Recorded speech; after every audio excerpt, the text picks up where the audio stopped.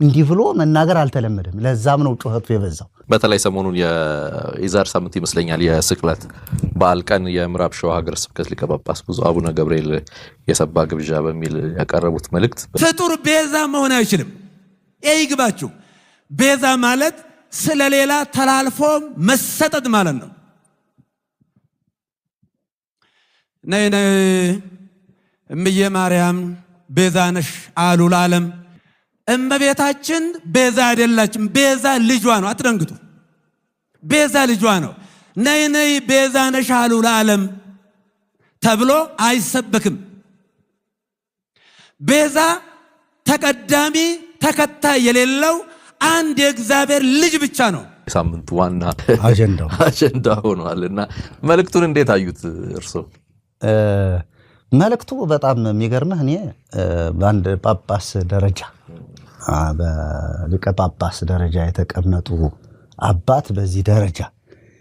በእውነት ክርስቶስን ሲያከብሩት የቤተ ክርስቲያን ራስ የሆነውን እርሱን በቃ ያለም ቤዛ እሱ ነው ብለው ሲናገሩ እኔ ሐሴት ነው ያደረኩት እስካሁንም እንትናና ቲክቶክ ላይ እንኳን ሐሳብ አልሰጠሁም እውነቴን ነው ማለት ይሄ አፍ የሚያዘጋ የእግዚአብሔር ትልቅ ታምር ነው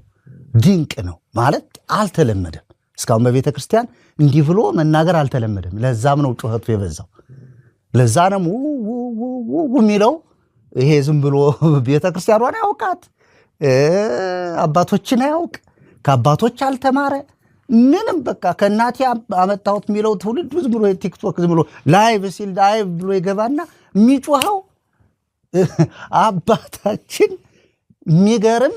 እንትን ያፈነዱት የሚገርም ማለት የማይነካ ነው የነኩት ብዬ ነው ማስበው ቤተክርስቲያኗ ማትነካው ፈርታው የኖረች ውስጥ ለውስጥ ግን ብዙ አባቶች የቆሰሉበት መቼ ነው ምናፍረጠርጠው የሚሉበትን አፍረጠረጡት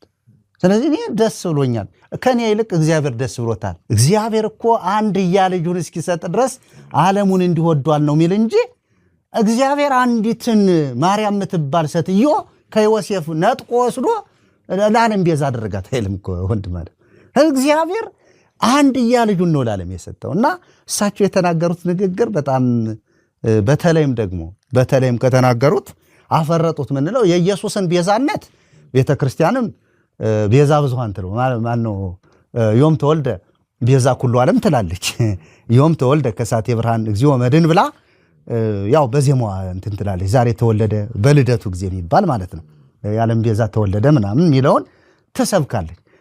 እንዴው ለየት ያረጉልኝ እግዚአብሔር ይባርካቸው ምናልባት በኋላ ትንሽ እንትን ሰጠውበታል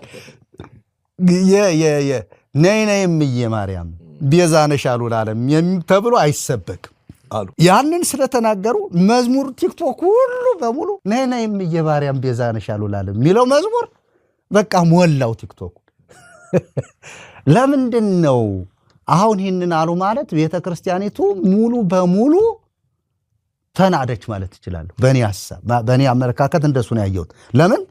ማርያምን ቤዛ አይደለችም ካሉ ቤተክርስቲያኒቱ ታዲያ በማን ላይ ነው የተመሰረተችው የሚለው ጥያቄ ለተውልድ ስለሚፈጠር ትልቅ ውዝግብ ይፈጥራል በሊቃነ ጳጳሳቱም ጭምር ለዚህ ነው ቶሎ ብለው አድርገውት የማያውቁን እኛን ያክርስል ዳገር ያልጠሩትን ስብሰባ የጠሩ አንደኛ ሊቀ ጳጳስ ናቸው ሊቀ ጳጳስ ስለሆኑ ተሰሚነት አላቸው የብዙዎች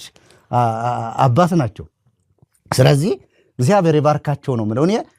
አሁንም እንኳን እንትን ቢሉን ችግር የለውም እንኳን አንድ ጊዜ ያፈረጡት ጥሩ ነው ከዛ በኋላ ምንም